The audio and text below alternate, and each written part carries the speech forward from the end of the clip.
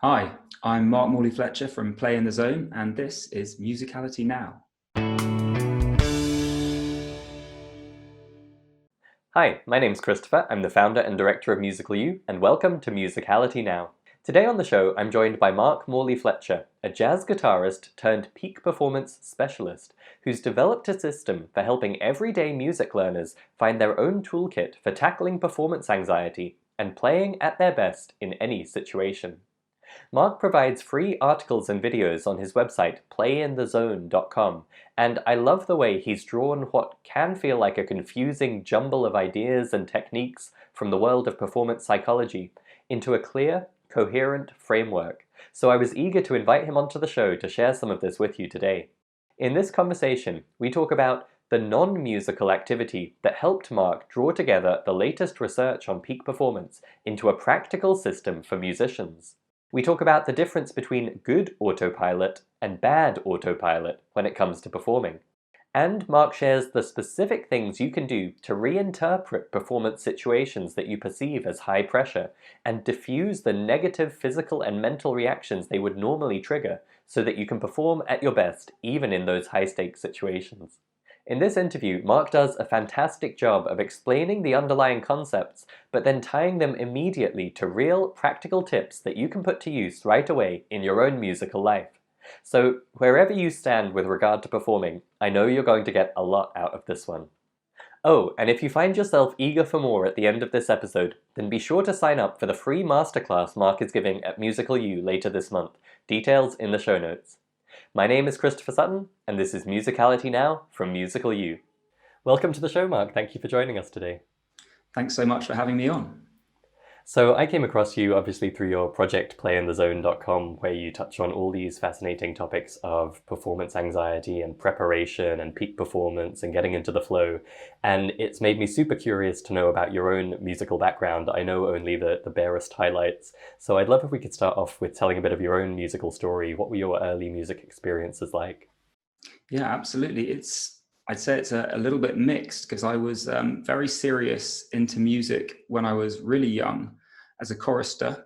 So before my voice broke, doing a lot of choir singing. Thinking back, I think my first ever paid solo performance would have been age of about 12. Just singing 2 or 3 lines in, I think it was Mendelssohn's Elijah, but up on stage with a couple of professionals and a whole choir behind me. So that was quite an experience. But it wasn't something that I really continued with after the voice broke, and I hadn't really done the instrumental stuff alongside it. I'm one of these many people who learned the piano for a bit, gave it up, and have spent the whole rest of my life regretting giving it up. So I'm sure many people can relate to that. But where I really got back into it again was picking up the guitar in my teens. And I think the difference there probably was I didn't hate it, but I'd been talked into picking up the piano, whereas taking up the guitar was my idea. And so it was a little bit less formal, perhaps. I had various teachers along the way, but a lot of it was just my own learning. But that was where I really started to get into things and to find my own way. I guess I'd say I started out with rock music, blues, that sort of thing. And then as I got a bit older, met a few different people, I started getting into jazz more, really studying that, eventually starting to play in a few bands, getting out and playing function gigs, all those sorts of things. And before I knew it, I looked back and this was a huge part of my life. And I'm always curious to know whether someone kind of took formal lessons or was cobbling together their own education, whether they were playing mostly from sheet music versus figuring things out by ear. You said you kind of found your own way with guitar. What did that look like? It was a bit of a mix of both. So I did have a couple of different teachers to start with, but I was also doing a lot of self-directed learning. So I probably started off for the first 6 months or more just learning myself, and then got a teacher to try and take that a bit further. That wasn't quite the right fit. He was a bit more of a classical background, and we did some fingerstyle stuff, but it didn't quite gel with me. So I was exploring other things on my own. Found another teacher great guy who was much more into the rock side. As it turned out later, he had done a whole load of serious jazz work and all those sorts of things. But sadly, when I was having lessons with him, I didn't have an interest. So I kicked myself for years afterwards that I could have learned so much and didn't. One of the things that I found really impressive about him looking back, because this was when I was at school at the time, was he never forced me to play stuff if I didn't want to. So I remember a couple of lessons where I'd go in, I didn't feel like playing. And so we just chat about what was in the news or something like that. Very interesting that he'd let me do that. But the great thing about it was as soon as I showed any interest in picking up the guitar or trying something, he'd be right in there and encouraging it and getting me going. So I don't know for sure, but I strongly suspect that never forcing me to do something when I wasn't up for it really helped keep the enthusiasm there, which I'd lost with the piano lessons earlier. Roughly what age were you at that point? So I'd have been about 16, 17, 18, that sort of Yeah, it's age. interesting. I think it's crucial at that age. I laugh looking back because for me, singing was my primary instrument in those teenage years. And I can just remember, like, now looking back, I'm like, I was quite difficult sometimes. Like, I wasn't a stroppy teenager, I wasn't moody, but there were definitely mornings where, like, singing scales at 8:30 in the morning before a full day of school was not high on my preference list.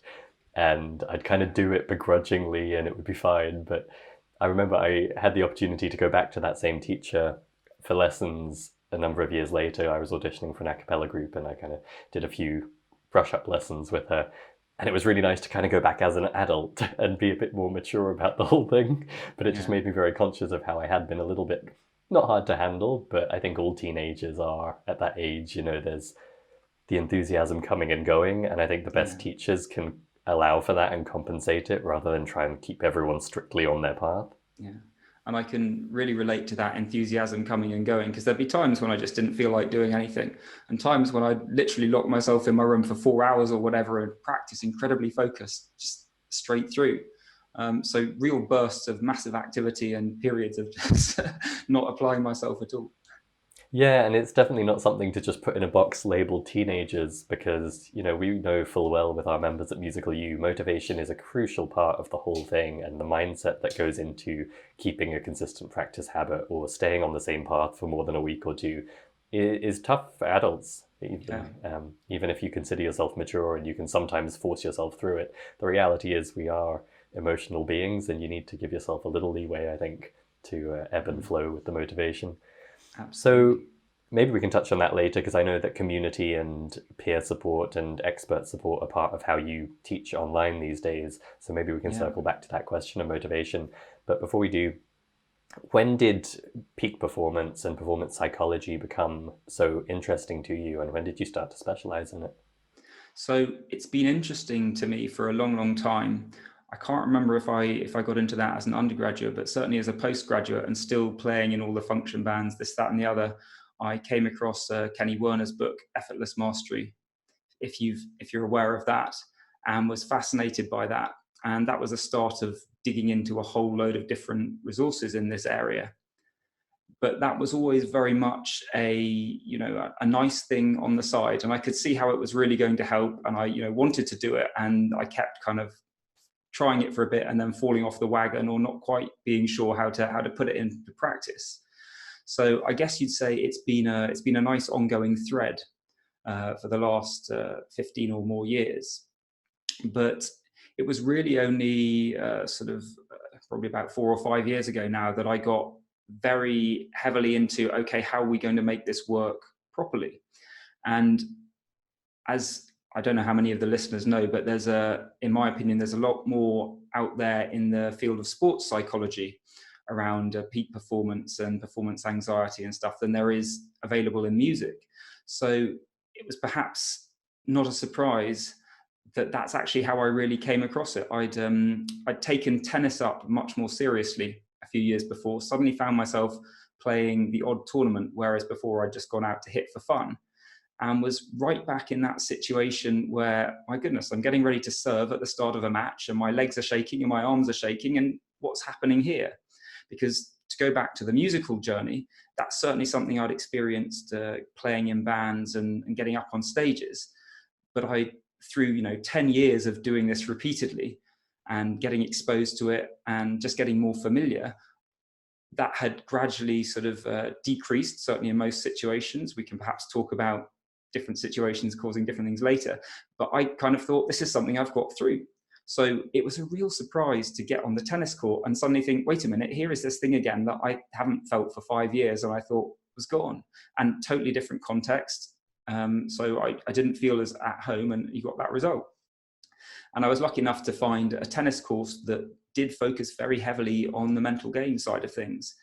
Went and did a 3-day training course there, and I couldn't believe how much progress I made, how quickly. And what was equally fascinating was, so this was me thinking, well, if I'd had this in music 10 years ago, that would have been amazing.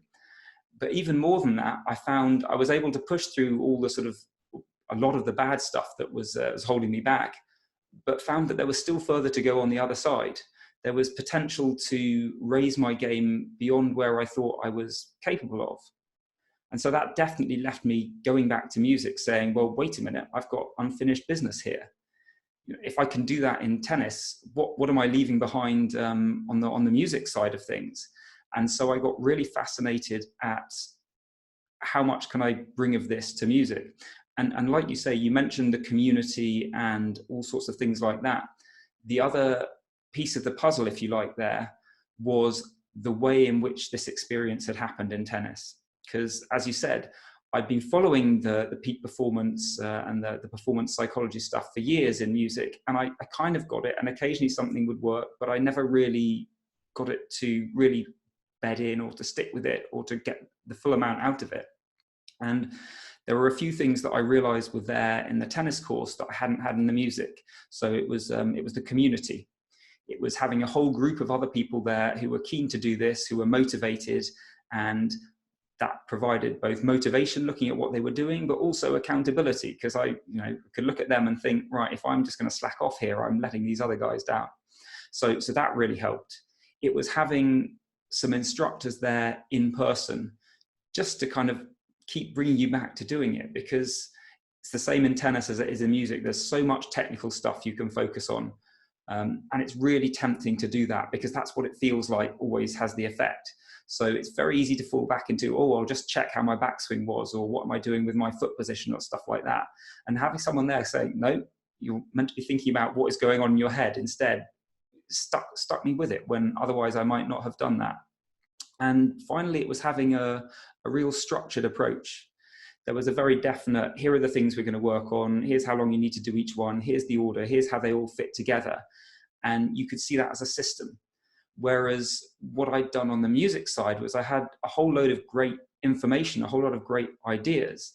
And in fact, when I look back at that tennis course, I didn't learn a huge amount that was completely new, but going through it in a structured way, rather than just me sat at home going, I've got 100 different tips here. Which one shall I use? When shall I try another one? It's just that much harder to stick with it and get things out of it. So that was really when I decided, let's bring this back to music and really have a go of applying it. And I guess it was seeing what might make a difference in terms of the structure, but also seeing what results were definitely available, because I'd seen this massive increase for me in tennis, and I really wanted that in music as well. That's really interesting. I'm reminded a little bit of a unrelated area where the same thing maybe happens. You described there what I'm sure is very familiar to a lot of musicians who've been gigging a while, which is, the nerves kind of go away over time, and you're glad about that, but you don't really understand how it happened, and you just kind of trust that if you continue, it'll be okay. And when we're talking about playing by ear at Musical U, sometimes people will be like, but my friend Bob, he's been playing in a band for 10 years and he can just do it. Yeah. And so why would I need to do this ear training thing? And, part of the answer is you'll get there a lot quicker than 10 years if you do the ear training thing. But part of the answer is there's a real downside to just letting it happen passively and automatically, which is your friend Bob has no idea how he can do what he can do, which means if the random night comes up where he is off his game and those nerves come back, he's got nothing to do about it. He doesn't have a toolkit. He doesn't have the mental models to handle that. And I think a similar thing is true here, where yes, over time you get less prone to nerves in performing, But if you can equip yourself with the structures and the tools and a clear understanding of how you overcome those nerves or how you reach peak performance, you're in a much stronger position and you can get there a lot quicker. Yeah, that's absolutely true. And I'd add one further thing to that, which is that not everyone does get it from just putting in the hours and hitting and hoping, if you like. It's definitely the case for performance anxiety. I think it's the same for ear training as well. Some people, if you just give it enough time, it will naturally sink in, but that's not guaranteed. So the other side of it is, do you feel like taking that chance? You can say to yourself, I'm just going to keep getting up on stage for 10 years and hope that it will get better. And it might not. Absolutely. And actually, the other one I would mention, I alluded to earlier, different situations. And I definitely found when I first got up on stage playing in a band, that was one thing. The nerves were there. And as I got more used to it, they went away. They went lower again, not completely away. And then as I started taking more solo spots in a band, nerves are a bit higher again, because this is unusual for me. One thing that really got me, though, was the first time I ever played a solo guitar gig. So I got asked to play solo guitar, half-hour set at a friend's wedding. And I did so much practice for this. I was really happy with all the stuff I'd put together, totally fine, looking forward to it. By this stage, I would quite happily get up in bands and play all sorts of stuff, and I didn't really get nervous. And so I assumed it was going to be exactly the same for this solo gig. Right up until the moment when I'm setting up my guitar, totally fine, no idea that this is going to come. I sit down, I get the guitar there. I'm playing in basically a kind of a classical guitar position. So I got legs on a footstool, just to really easier for the finger style. And all of a sudden, my body just starts shaking massively. Totally wasn't expecting this, really disconcerting. So two things here, actually, I find really interesting. One is, put yourself in a slightly different situation and you could be right back in there. So I didn't have these techniques to deal with performance anxiety at the time. So I just had to deal with it. And I frankly don't think I dealt with it brilliantly, but it would have been really helpful, even if I wasn't getting it all the time, to have that then. The second thing, which is kind of related to how you do deal with performance anxiety, is your perceptions of the situation and your emotions about it are huge, and they can be very misleading. So it's one thing I'll never forget, feeling this body shaking massively. My legs are going all over the place. I look down at them, they're not moving.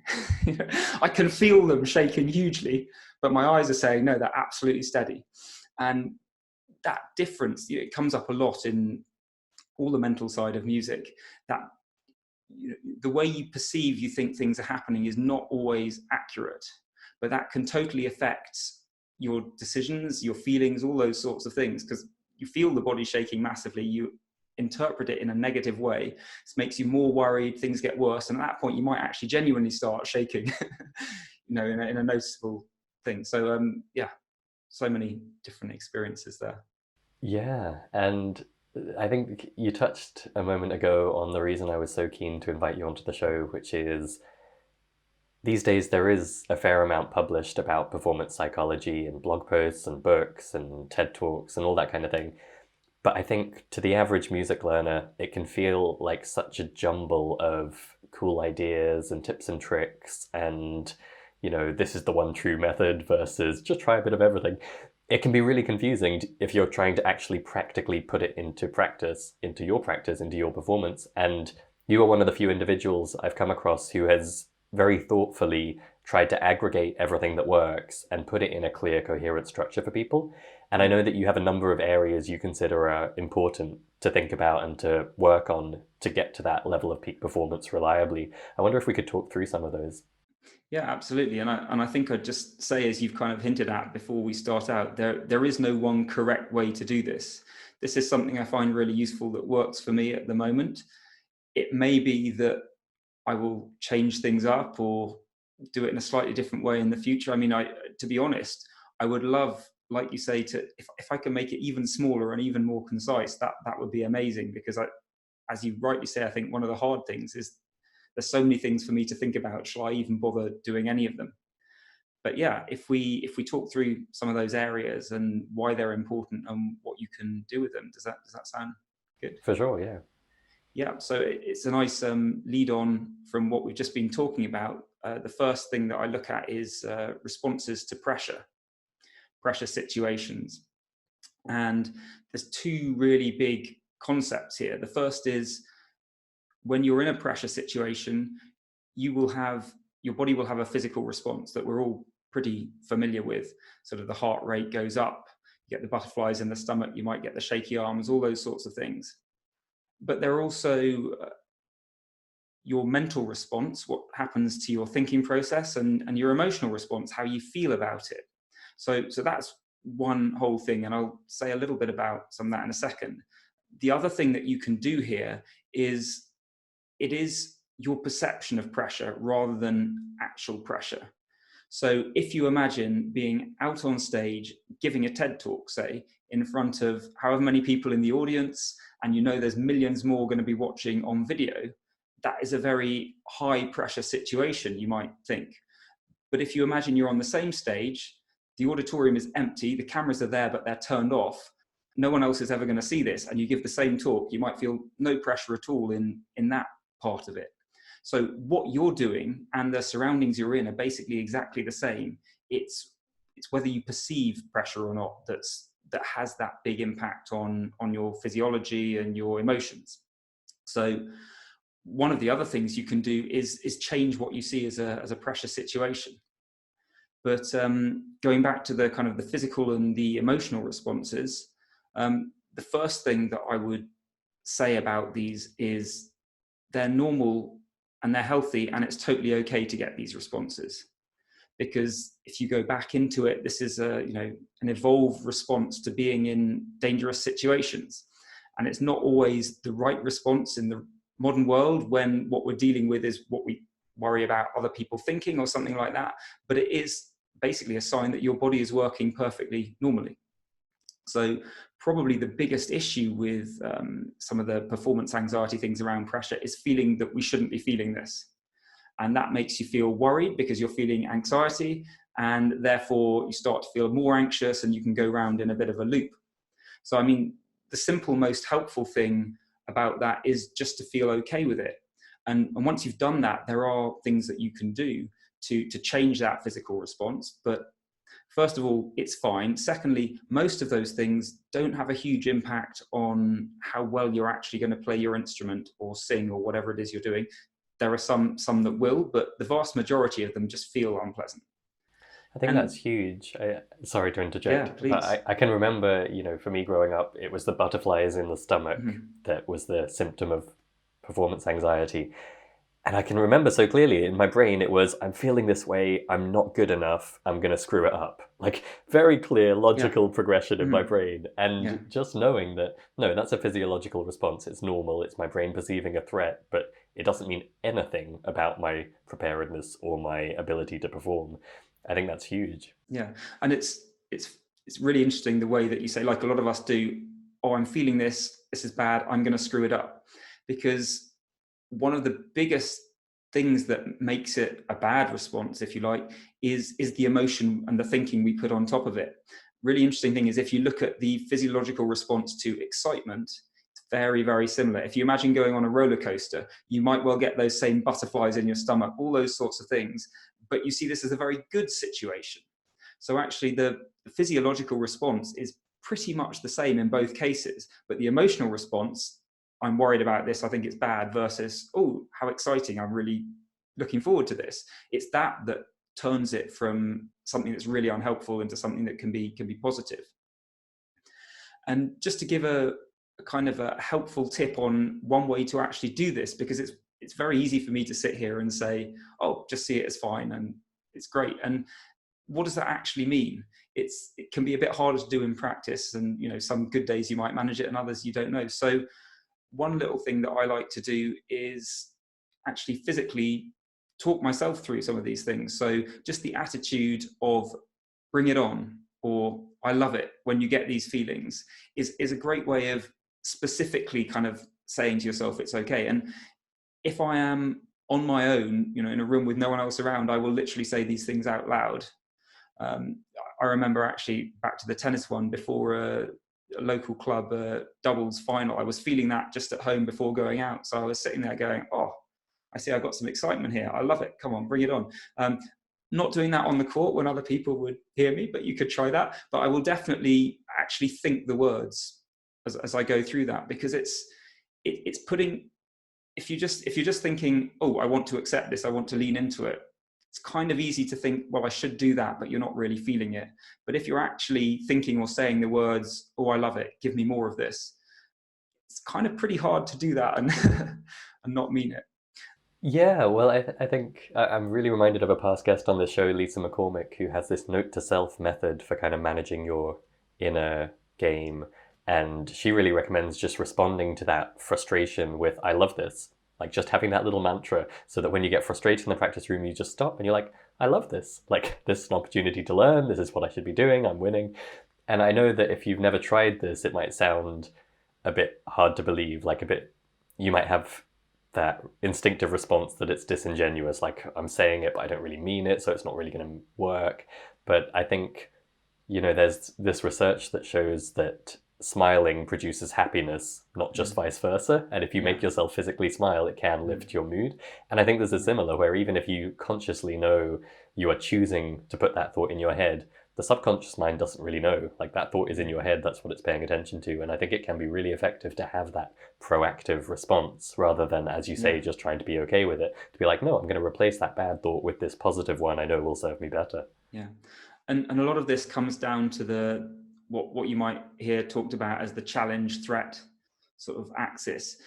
When there's something difficult, you can see it as a threat. Oh, this is really bad, it's going to make things worse. Or you can see it as a challenge. Here is something I've got to overcome. And I really like that way of looking at it, because you're not putting yourself in the, I'm just going to pretend that everything is perfect. The challenge mentality is saying, yeah, this is tough, but I am up for it.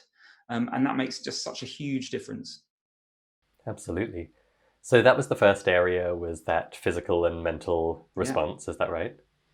Yeah, absolutely. Oh, and sorry, before we move on, I'm sure listeners would be annoyed if I didn't ask about something you said in passing there, which is that you can change your interpretation of what you perceive as pressure. Tell us a little bit more about that, because it sounds unlikely. So it's basically, what do you feel is going to be the outcome of a particular situation? So if I'm getting up there on stage and I'm looking at the audience and I'm thinking every single one of those is judging me. If I make a mistake, they're going to be writing it down in their little notebooks. Note to self, note to anyone I know, never get Mark up to play again. All that sort of thing. We'll go around, tell all our friends, no one will talk to me. That is a serious situation. But if I'm up there thinking they're going to really enjoy it, if I make a few mistakes, they probably won't even notice. And this is where knowing some of the research on this is handy. People notice far fewer mistakes that you make than you would realize. So if I'm thinking they're probably not going to notice, even if they do, they'll be listening to the wider expanse of what I'm playing and the whole thing rather than that one bit. And they've seen me play 9 times before, and I was great each time. So even if I do play badly this time, they're not going to say, right, well, forget all those other ones and we'll only go with the 10th one. So there's a lot of different ways you can do this, but that would be 2 different ways I could perceive the same situation. What happens if I make a mistake? And so the pressure is much less because I'm not concerned about the outcome. And there's lots of different ways you can do it.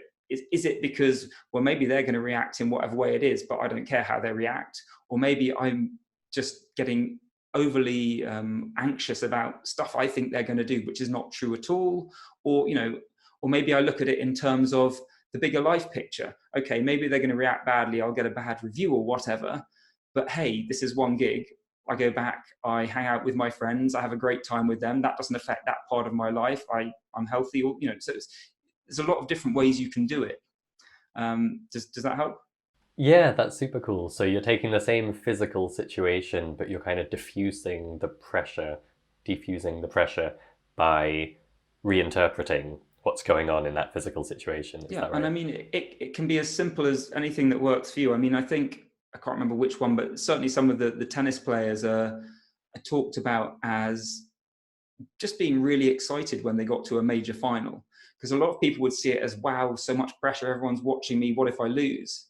But a great way to flip it around, I think it was Jimmy Connors who used to use this a lot, I'm sure others have, is saying there is no way for me to achieve what I want to win the tournament, to get better, to keep being the best in the world without being at this point. This is maximum opportunity, if you like, rather than maximum threat. So it's Gotcha. it's not necessarily that easy to do, but that's what you're looking for. Because I mean, to go back to give a very basic example of how the perception of threat is what's important. Let's imagine you're walking on a path in a forest and you come around a corner and there behind a tree is this huge bear.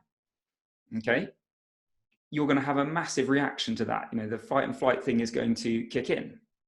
But let's imagine that you come around that corner and what you see there is a rock that looks like a bear. You know, you're not going to have that response because that's not threatening. And the interesting thing is, it's that perception that's right. If it genuinely is a bear, but you see it and you think it's just a rock, it's not moving, it is genuinely dangerous, but you will not have that response to it. And equally, if it really is a rock, but you think it's a bear, you'd better expect you're going to have that massive adrenaline spike and all those things hitting you. So it's the perception that drives that rather than, you know, the reality of that situation outside you. Terrific. Well, I'm glad, you know, you often hear it talked about, you just need to get used to handling the pressure, but I think what you've just shared puts a lot of practical detail on that in terms of what it can actually look like to learn to do so. So that's really helpful. Before we move on to another area, I should ask, are these sequential? You know, is it a matter that you must first sort out pressure and how you handle it, and then you can move on to this next thing? Or are we talking about a group of topics that all kind of work together? It's definitely a group of topics that all work together. I do teach them in a specific order because I think some of the exercises that you do flow nicely that way, flow into others, and some of them you just want to be doing for a bit longer. But frankly, they're all standalone topics. They're all useful, but I find actually they tend to bleed into each other a fair bit. I mean, we've probably already touched on one or two of the things that will come up later as separate topics, and I haven't found a way, and I don't think it would be helpful to say they're all separate things. And in fact, at the risk of going off on a little bit of a tangent again, it comes back to one of the other really interesting things I got out of looking at how the tennis players work with this stuff. And a fascinating interview I got to see with the guy who used to be head of mental training at the Bollettieri Academy. So it's produced a lot of the top Grand Slam players. And he's very specific in saying, we deliberately train all this stuff together. Yes, you will do a little bit of mental training in a classroom occasionally, but it's not like you go and do your practice on the court and then at some other point you have 2 hours mental training and all this. They're always trying to bring it together because ultimately that's how you're going to use it. It's no good if you've been kind of playing your instrument, doing all your technique, and then at some other point you've been doing your mental training, and then you get up there on stage, it's like, right, better bring these two together. Never done that before in my life. So a lot of it is, even with the mental stuff and the technical stuff, is how do I kind of try and train them both, maybe not at the same time, but have them always sort of linked in a way. And I think it's exactly the same for all the different components. If I try and give you, here are 6 different components, and they will be separate things that live in boxes, that's no good to you as a whole musician when you're, you know, trying to kind of perform as one thing. So I think it's pretty natural that they're going to just link into each other. Gotcha. So what is the next one you would teach after pressure? So the next one, and I think in many ways the most fundamental thing, is self-belief. And it might come as a bit of a surprise to say, hey, we're going to train self-belief. Maybe less of a surprise that it's important, but a lot of people think it's something that you have or you don't. But it's definitely something you can work on. And I think the other thing probably to clear up pretty early on is what exactly it means to have self-belief, because it is not saying everything is going to go perfectly. I'm going to play every note in this piece correctly, 100%, no matter what. It's much more about knowing that you're going to show up and give it your best effort. If things go a little bit off track, that you will make the appropriate adjustments. You may not be able to keep them perfectly on track, but you'll roll with it. And going back to that perception of pressure thing, knowing that you can handle the consequences, whatever they are. because that's a huge part of it. If you know things can go not according to plan and I will be fine with that, then you can feel confident in yourself, rather than this feeling I've got to be 100% perfect, otherwise, the world ends. That's much more a situation when who can feel self-confident in that case, because there's always things that can happen that are external to you. So it's first of all about having a realistic perception of self-confidence, but then it's about finding ways in which you can always have a positive way to look at the way things are and where you are as a musician, while still keeping them true. Because if we just go into straight positive thinking and I'm the best musician in the world, I always play everything perfectly, that might be helpful if you could completely believe it. But I don't think there's anyone out there who is going to be saying those things to themselves and going, yeah, I'm on board with this. Totally maybe fine. Kanye West. Exactly. Maybe who knows? just Kanye. But it's a question. A lot of what I come back to is what is actually going to be helpful. And it would be lovely if you could just have that unshakable, I am the best musician in the world thing, but you're not going to believe it. So actually it's going to act against you. So what you're looking for is something that is a really positive way of looking at things, but is definitely true. So it's if you're feeling sort of self-doubts about, oh, but what if I mess this up? I made a mistake last time I did it. It's about saying, yeah, but the 9 times I played it before then, I got it right. Can I find something positive to look at? Or maybe actually I've been getting it a lot wrong in the practice room for quite a lot of times, but actually every time I practice it, I'm getting slightly stronger. I can feel that I'm getting closer to it. It doesn't necessarily have to be about perfection. It's about how can I take the situation that I'm in and see the positive side? Because for every single set of facts, there's a million different ways you can look at it that are true. But it's a question of choosing the ones that are helpful, and finding something in there that's really going to give you that confidence. And I guess to give kind of 2 practical things for people to do with this. The first one is do some work in advance. It's all very well thinking, right, I've always got to find the positive thoughts, find a positive spin on things. Then you get into a situation and all of a sudden you get hit with this doubt, whatever it is. It's like, oh, what if I mess up this part of the piece? And you're suddenly, okay, I've got to think, what am I going to do here? What am I going to say here to be positive? How am I going to think to myself? And the last point you want to be doing that is just before, or even worse, right in the middle of a performance, because you don't want to be dealing with that. You probably won't come up with anything. And if you do start thinking about it, you're taking all your mind off the music. That's not helpful. So for big things like that, just do some thinking in advance. What are the strong points I've got that I can rely on, that I can bring up? So some of it might just be really just simple words of encouragement. You can do this, or whatever, talking to yourself. Doesn't require anything there, but it's a whole lot more helpful than having those kind of nagging doubts going around in your head. And other ones are just, what you've done in the past that essentially gives you the right to say something like, you can do this. So, and you don't have to go through kind of talking through these things, but if you've done a bit of thinking before and thought to yourself, okay, I had this piece in the past, it was challenging, there were a couple of small slips in there, but I always kept on track and I got through it.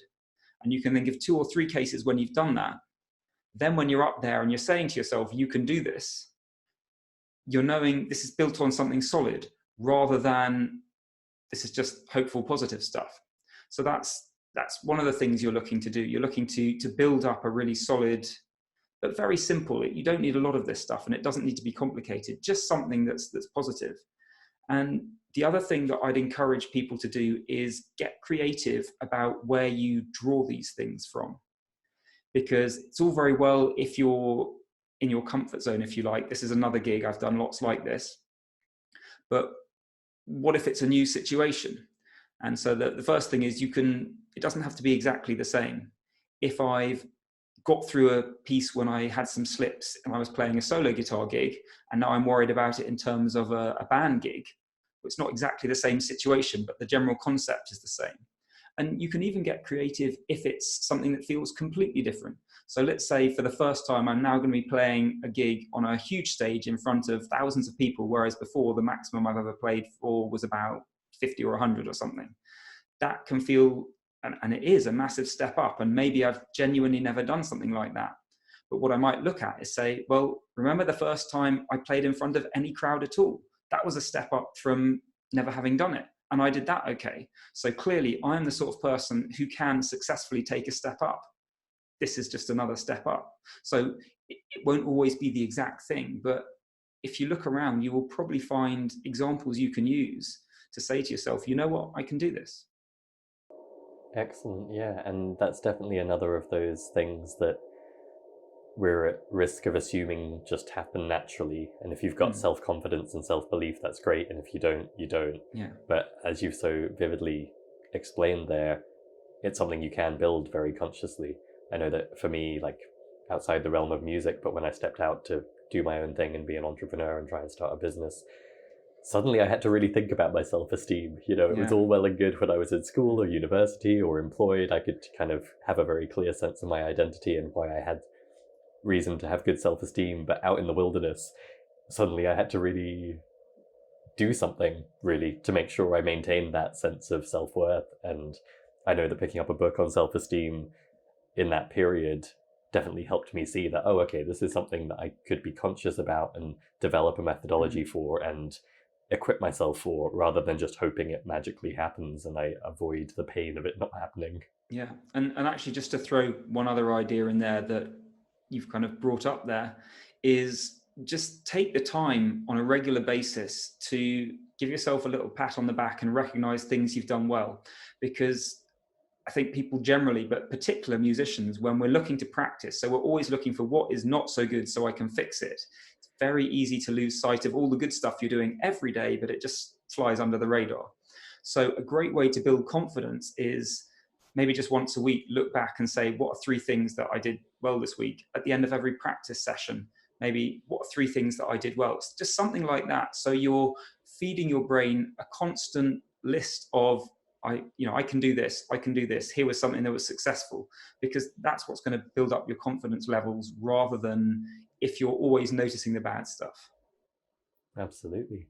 So that was self-belief. What comes after that? So something very closely connected to that in a way is the concept of letting go.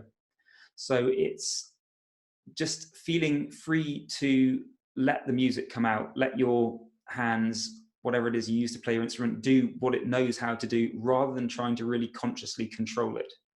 And the belief is really important here, because if you don't have that self-belief, you're going to really struggle to let go. But it's this thing that basically, once you have a technique, a process in your subconscious brain, if you like, that part of your brain can perform it much, much better than your conscious thinking, because conscious brain is hugely powerful, but it's very slow. It can't deal with that much information.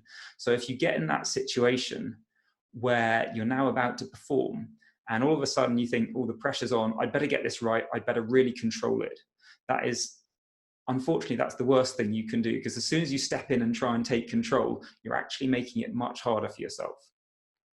A nice illustration of this that I came across, I think in the sports psychology literature, is if you imagine eating with a fork. You put some food on the end of your fork, you open your mouth, you put it in, close your mouth again, chew. You don't even think about it. You might not even look. Happens really easily. Now, if you imagine lighting a match, opening your mouth, putting the match in and closing it again.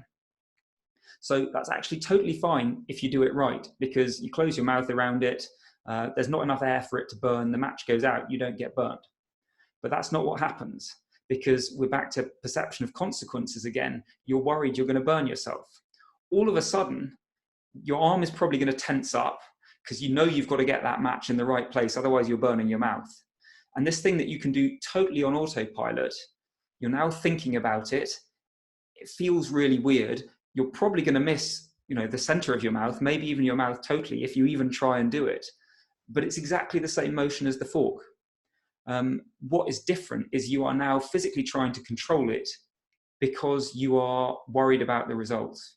And that's the difference between sort of letting go and trying to control your playing. And how do you do that? How do you stay in the kind of subconscious autopilot when you need to? So I think the staying in it is one thing. We'll talk about focus in a bit, and I think it's more. I like to look at things as kind of two stages, if you like. The first thing is, can you get into that right side of your brain, if you like?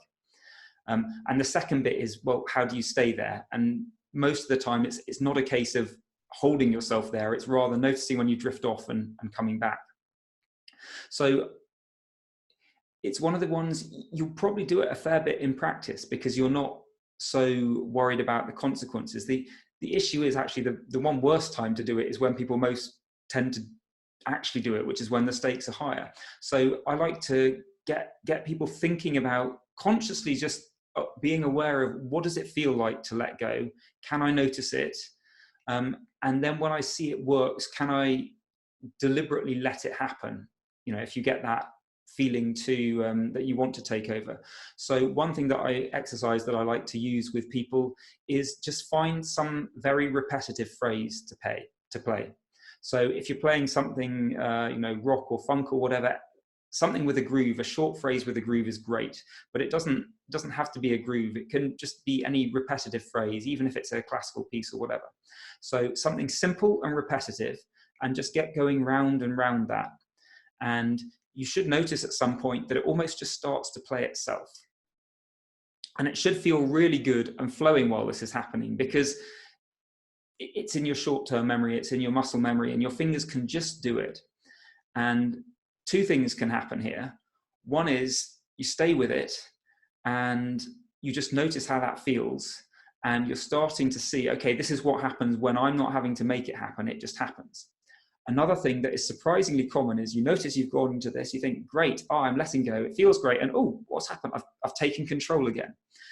And there's a couple of reasons why this might happen. One is because you're suddenly realizing, I'm not doing this, I need to be in control. Right? You realize you're not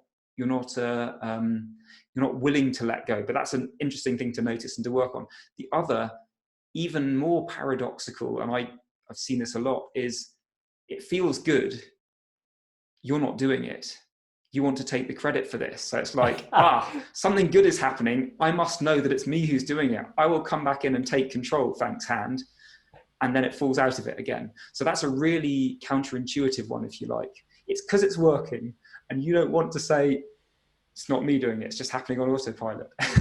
So a surprisingly amount of the time, you will get that happening. And in fact, when we get onto the subject of flow, that's often what's happening when you fall into flow and you fall straight out again. You think, wow, this is great, must have more of this.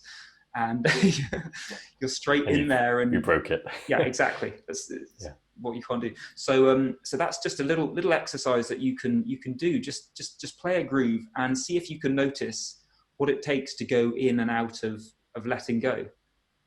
That's really valuable. I've had such a vivid example of that this year in my drum lessons, where I'm learning a new instrument and there's a lot of sight reading exercises. And my sight reading is pretty good, but on drums it takes quite a lot of conscious effort. And almost every lesson I will have the experience you just described, where I have to pay attention with my conscious mind to decipher the notation. I get going, I figure out how to play it, I'm playing it, I loop around a few times, I've got the hang of it, and now my conscious mind kicks back in and it's like, oh wait, I wasn't paying attention there for a second, I played it right, but I better get a grip on things again so that I can make sure it goes right again. It's like I don't trust my autopilot, and then as soon as you step in, as you say, you break that flow, you break that letting go, and the thing tends to fall apart. Yeah, and this might be a really nice time to move on to the next kind of topic that I look at, which is focus, because we need to be a little bit careful about this autopilot thing, because if you like, there's good autopilot and there's bad autopilot. So the good autopilot is when you're just letting your subconscious get on with doing what it needs to do, and it's got all the information to do it, and you're just stepping out of the way, but still kind of involved and driving, I guess, the kind of the higher motivation. What am I trying to do with this whole phrase, or what emotion am I trying to get across? Or, let's remember that I'm here to do music. The bad autopilot is when you start to play all right, whatever it is on the drums, and you're thinking, what shall I have for supper tonight? I wonder what that person there at the back of the hall is thinking. That's not going to be helpful. And one of the reasons for that is because you don't feel like you're actively doing it, but it's all the information that is coming in from outside through your eyes, through your ears, the feeling in your limbs. It's coming into the brain, and although you're not consciously doing stuff with it, that is what your subconscious needs in order to keep things going properly. So this is where focus becomes really important.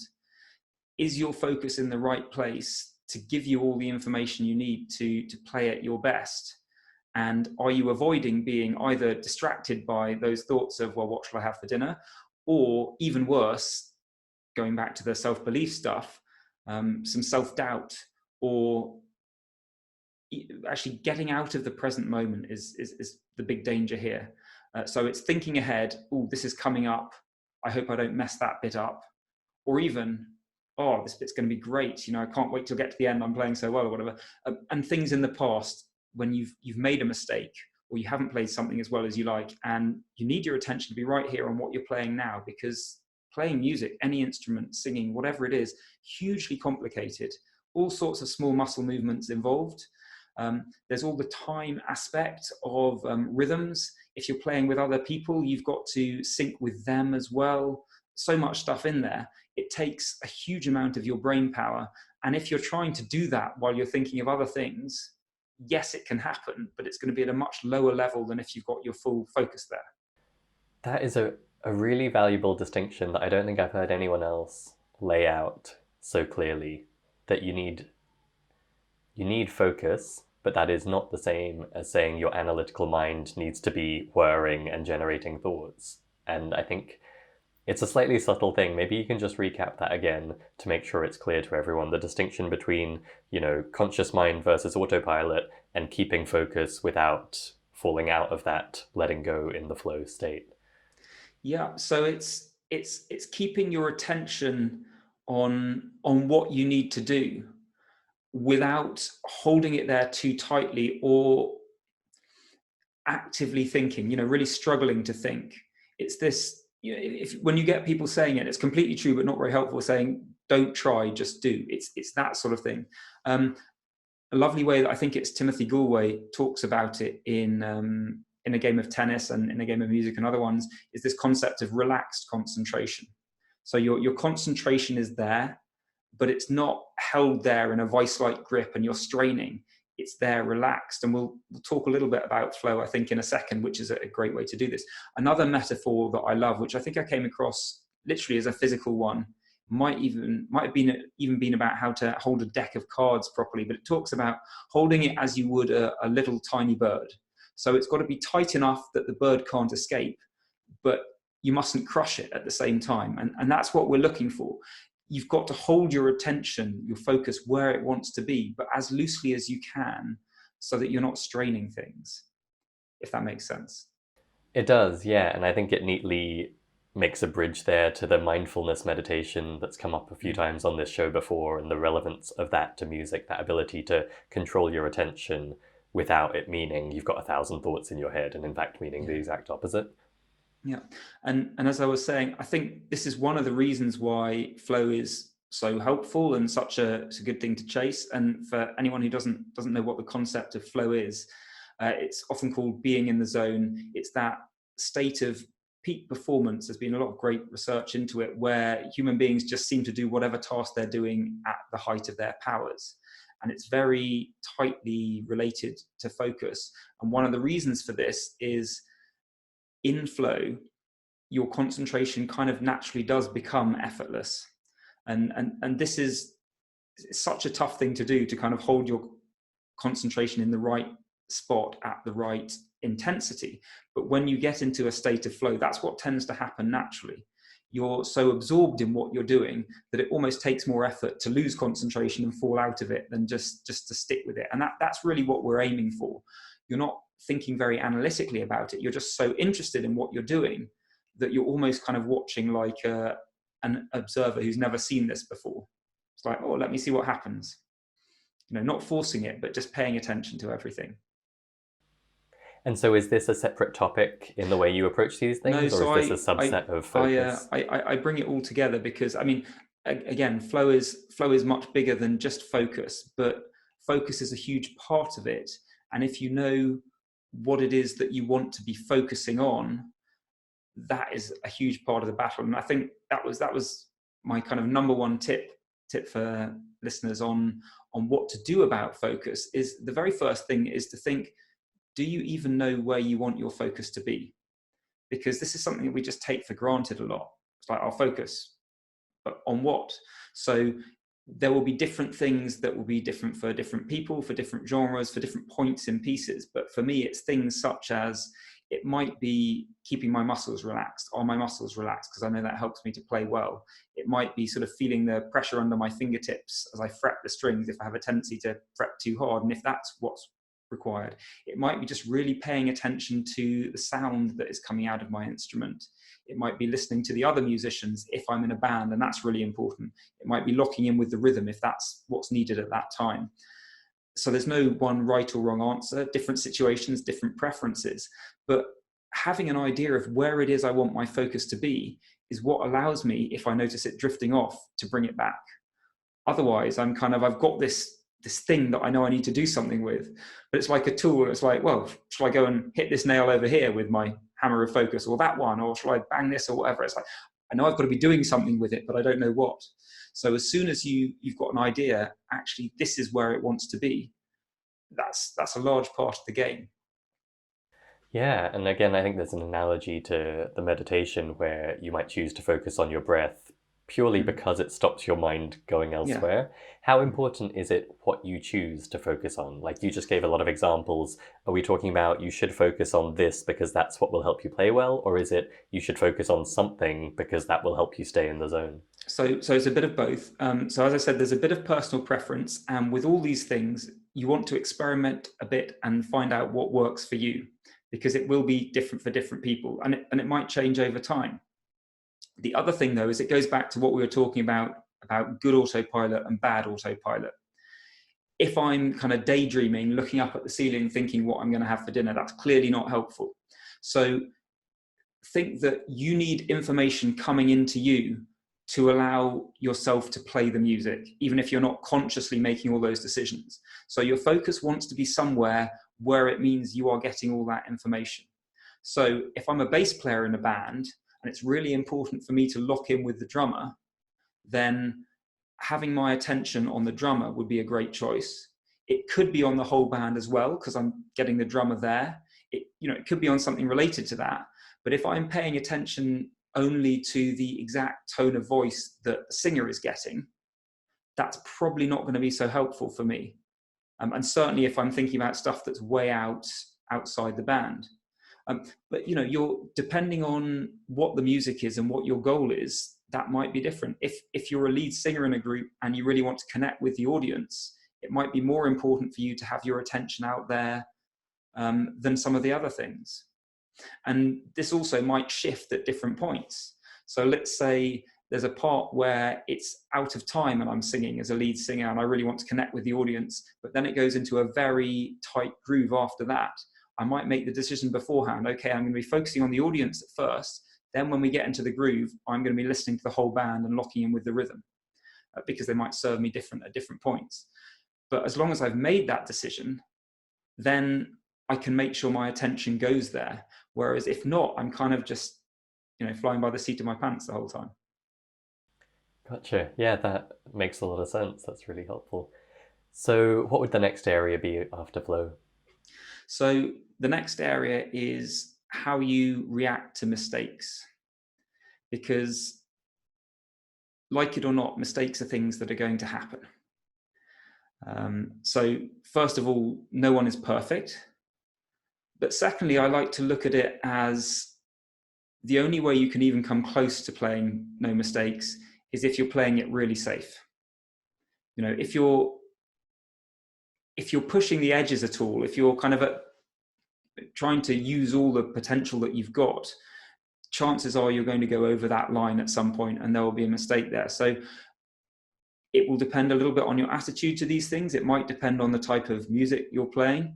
For me, I do a lot of improvising and jazz, so perhaps it's a bit freer there. But I certainly even in the classical world, I would rather hear a performance where there were some amazing parts and the odd mistake than something that was technically perfect throughout and just had no fire behind it.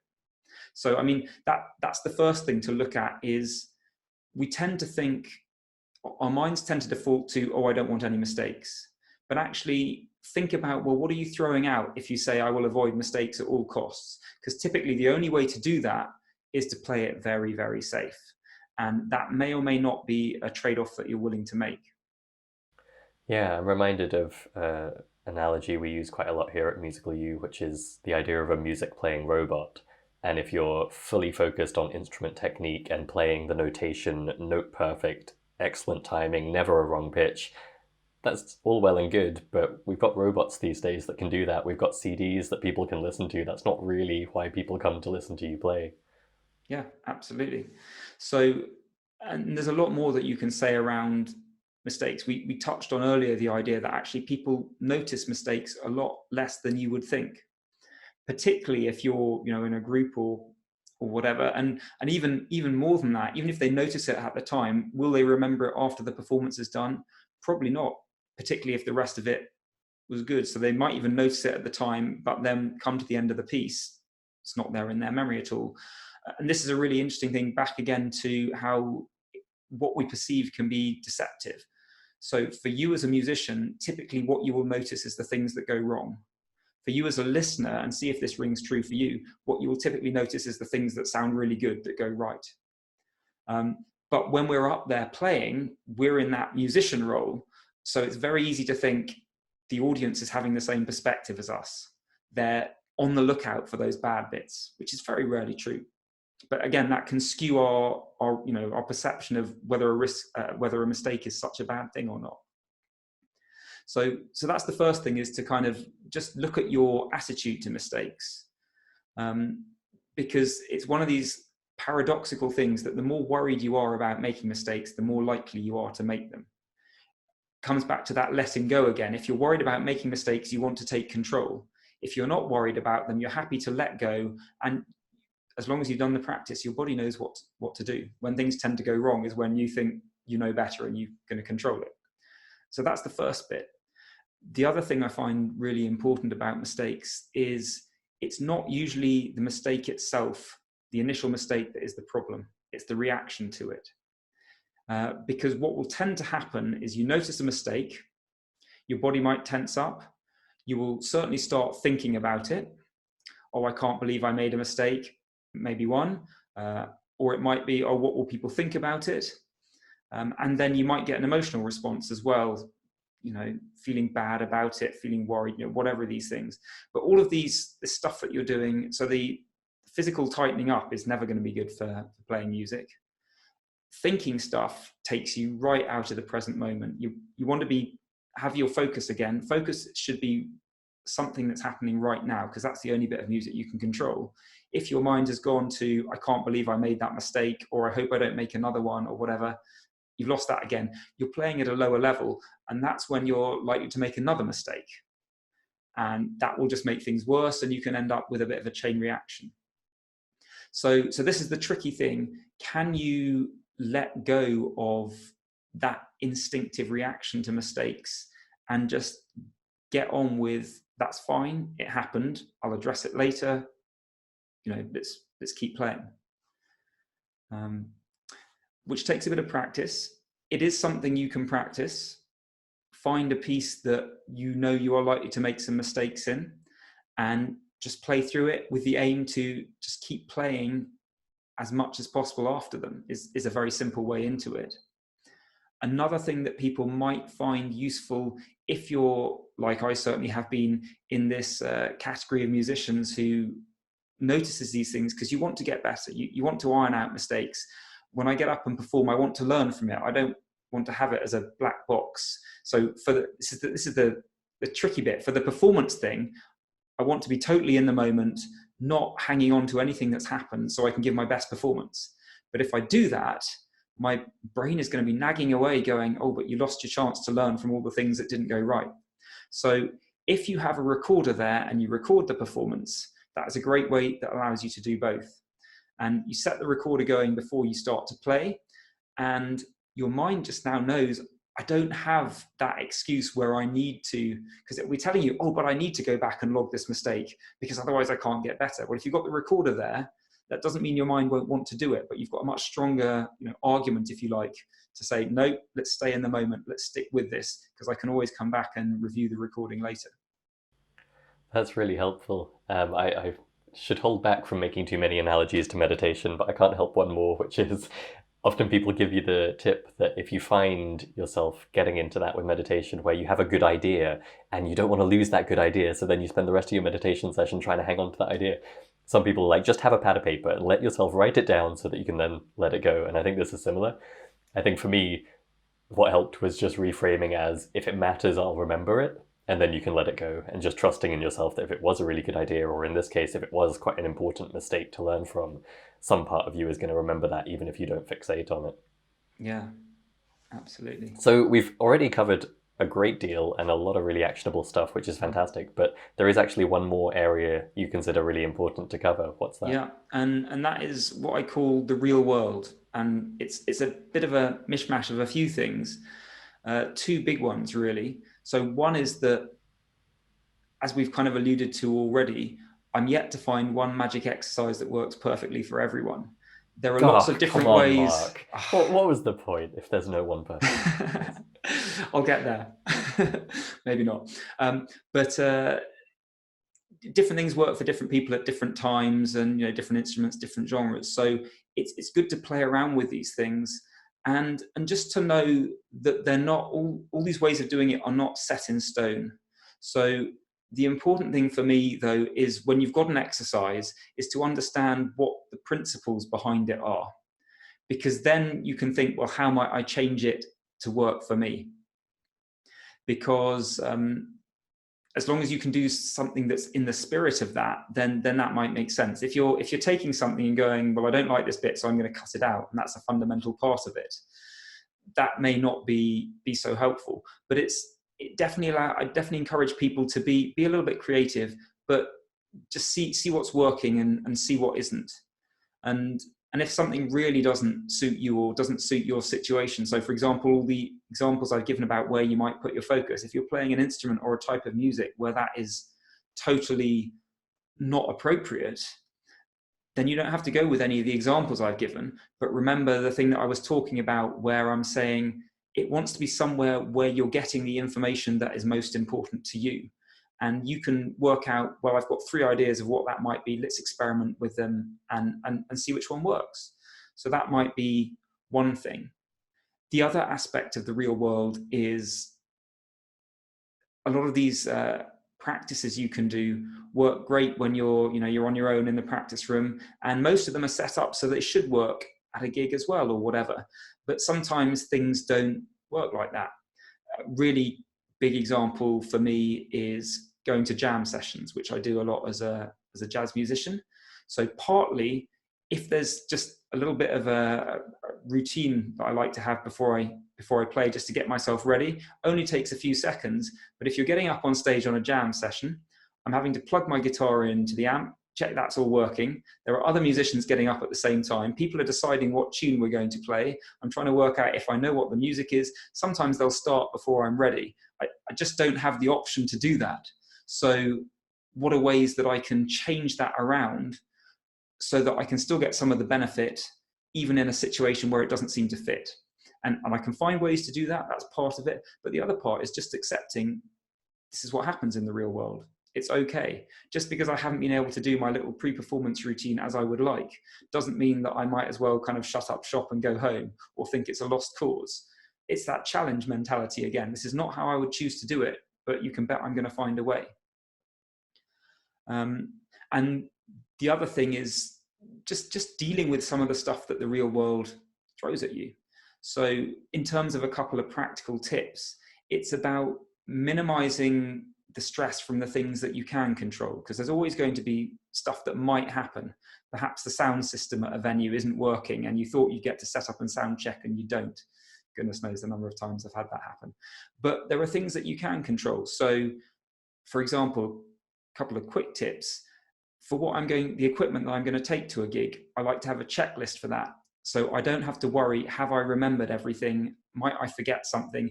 Or even worse, actually turn up there and realize that I have forgotten something. Really simple to do, but very effective. One step further, if you can do it, is if you know what you have to take to a gig and you have a bag that you always take, whether it's your instrument case, whether it's a separate bag, just leave everything you need always packed in there so that you don't even have to find it, worry if you've got it. You just know that's where it lives.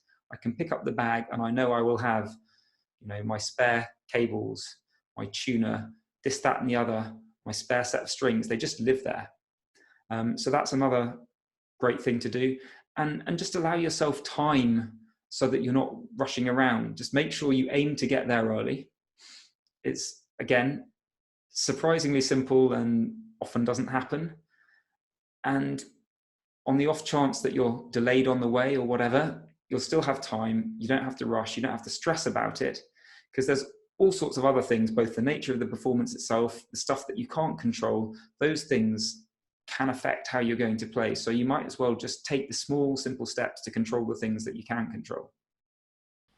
Fantastic. And you've kind of addressed a question I'm sure was on people's minds, which is, what does this look like in practice? If we know these are the important areas, and then I imagine myself 6 months from now having mastered them all, what does that actually mean in practical terms? And I think you said at the beginning of the conversation something very humble, which was, this is what's worked for me. In fact, it's also worked for a great number of students you've had in your course, Unlock Your Performance, where you teach a lot of this stuff step by step. And I wonder if we could just paint a picture of using that course, paint a picture of what it looks like for someone to really study and to develop the toolkit and maybe not master, but really nail their peak performance. Yeah, so I'd say a couple of things there. The first is, this is not something that you ever finish. It's just the same as a musical instrument or whatever. Even if you get to the point where you can play that piece perfectly and you go out and you perform it, if you want to play it again at some point in the future, you can't just leave it for 10 years and expect you'll come back and it'll be just where it was. So you do want to do some ongoing maintenance on this. But the way that I take people through it is, we've got 6 modules in the course set up in those 6 topics that we've covered. And there are exercises for each, and you can just take them and go off on them. But what I offer is a setup that I call a boot camp, which takes you through those modules roughly in 6 weeks and gives you the set tasks, that exercises, other tasks that I want you to do each week. And some of those are, right, do this week, and then you've done it. Others are, start practicing this week, and you'll keep doing it next week, and then we'll take this to a slightly higher level in the 3rd week. So there's various different things going on there. But I'm walking you through all the key exercises in the course with, this is how I want you to practice them. This is how long for. This is when you're going to move on and do something else. Here are the kind of reflections that I want you to make on that. And the aim is, at the end of the 6 weeks, you haven't mastered everything, because this is an ongoing process. Even if you get it to where you want to, you'll want to do some maintenance. But also, it's like anything, you never master a scale. You can always get better and better at doing it. You brought up the meditation a lot of times, really important and relevant to this sort of thing. But you look at, there are people who spend their whole lives practicing. It's such a simple thing to do in concept, but you will keep getting better at it forever. And this is very similar. But what you've got at the end of the 6 weeks is, you have had a taste and a good application to all the things in there. So you've got a pretty clear idea of which are the ones that are working best for you, and which are the areas where you have most work to do. Because I'm a big believer in, you'll get much more mileage out of really doing 1 or 2 things well and sticking to them, rather than trying to do everything and not sticking with it. It comes back to what I talked about earlier about community and accountability and those sorts of things. What I'm really interested in is getting people progress. So if I was to say, spend 5 minutes a day on this and you get a bit of progress, but people actually do it, versus you need to spend 2 hours a day on this, and most people don't even start. A couple of people try it for a week and then you stop. I'm much more on board with the 5 minutes a day. And in fact, that's what I've got as an ongoing practice plan, complete with a whole load of ideas about how you turn this into a habit, how you just make it keep happening and do itself.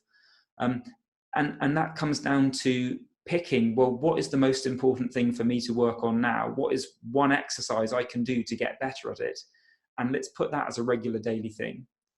And there are little assessments as well. So you can then go back and say, okay, right, has that improved? Maybe it's time to switch to another one. But that's really what we're looking to do. Give you a 6-week way to get started, get a taste of everything, get used to doing the exercises, and then say, okay, where do I need to put my focus now? And of course, if you want to spend more than 5 minutes a day doing this, lovely, you will definitely see more results. But the really important thing is you will definitely get results from doing 5 minutes a day. And that's the most important thing.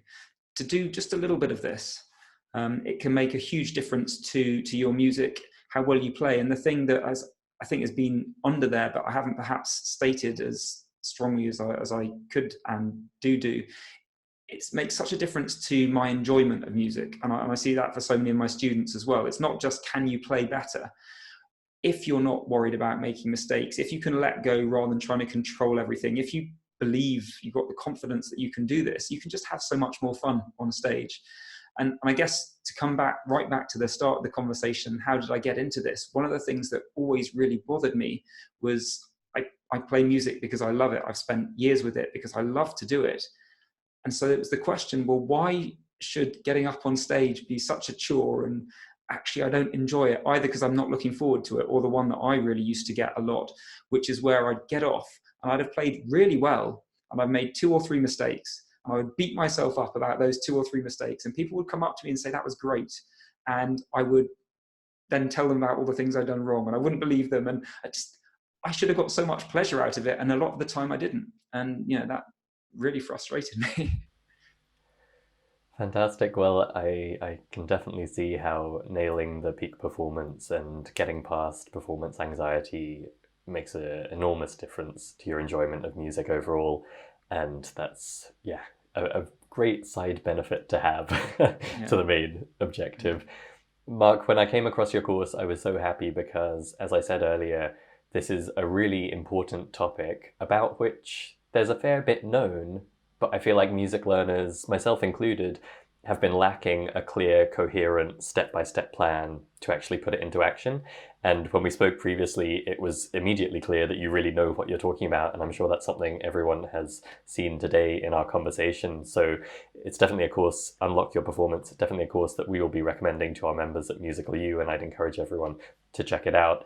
It was actually your website and YouTube channel that first caught our attention. That's playinthezone.com, and you have some great blog posts and videos there touching on some of these topics. I believe you also have a free ebook, which might be an easy entry point for people into your world. Is that right? Yeah. So the ebook is called Unshakable Foundations, and it's just going through the 9 key mindsets that the top performers all share. And it's very true for musicians, but frankly applies across sport and the rest of life as well. And so it gives you those mindsets you're aiming for. So you can see, maybe you've got 5 of them and 4 you want to work on, and just some really simple ways that you can take that forward and say, how am I going to work on these? How will I know when I've made progress? And like I say, that's kind of the foundation of all this. When you're starting from those mindsets, beliefs, that's when everything kind of is built on much firmer foundations. Fantastic. Well, a big thank you, Mark, for joining us today and sharing so much really meaty detail about these topics that are often glossed over or talked about in a way that is totally impractical for people to actually get any benefit from. So a big thank you, and we'll have links in the show notes, of course, to playinthezone.com, as well as that ebook and the course for people to check out. Fantastic. Thanks so much, Christopher. Oh, hey, one more thing. If you enjoyed this video, please take a second to like it on YouTube, and if you haven't already, please also subscribe to our channel there.